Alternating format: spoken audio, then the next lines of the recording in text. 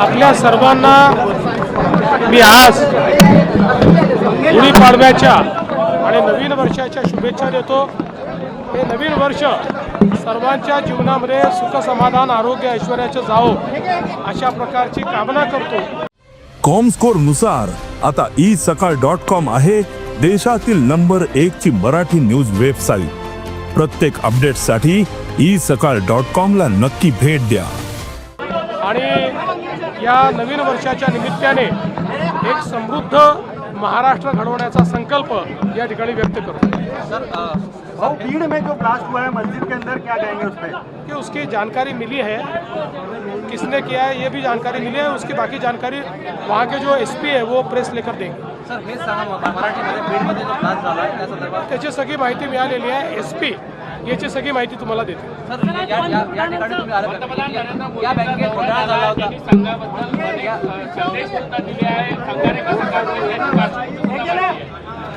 असं आहे की मोदीजी स्वतः स्वयंसेवक ते संघाचे प्रचारक राहिलेले आहेत, त्यामुळे निश्चितपणे संघाच्या बद्दल एक आस्था त्यांच्या मनामध्ये आहे आणि म्हणून आजच्या कार्यक्रमामध्ये त्यांनी ते व्यक्त केलेलं आहे आणि निश्चितपणे एक स्वयंसेवक म्हणून आम्हाला सगळ्यांना त्याचा आनंद आहे। बँकेत घोटाळा झाला होता, या घोटाळ्याचे पैसे वसूल झाले असते 1200 कोटी रुपये जवळपास आहे 25 वर्षामध्ये। नागपूर जिल्हा सहकारी बँक ही घोटाळ्यामुळे मागच्या काळात बंद पडली, पण मला अतिशय आनंद आहे की आज या बँकेवर आम्ही संस्थात्मक प्रशासक म्हणून महाराष्ट्र स्टेट कोऑपरेटिव्ह बँकेला बसवलेलं आहे आणि MS बँक पुढच्या 3 वर्षामध्ये याचा टर्नअराउंड करेल आणि भ्रष्टाचाराने पोखरलेली बँक जी काँग्रेसच्या आणि त्यावेळच्या नेत्यांच्या भ्रष्टाचारामुळे अक्षरशः शेतकऱ्याला ज्या बँकेने नागवलं ती बँक आता पुन्हा एकदा आम्ही सुरू करण्याचा प्रयत्न करतो।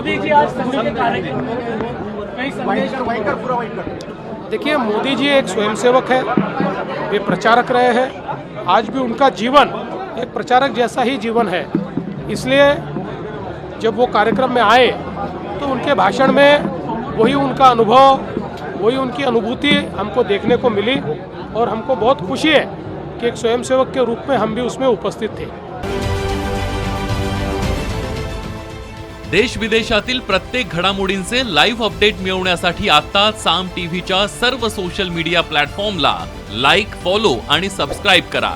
तसंच सर्व नोटिफिकेशनसाठी बेल आयकॉन प्रेस करायला विसरू नका।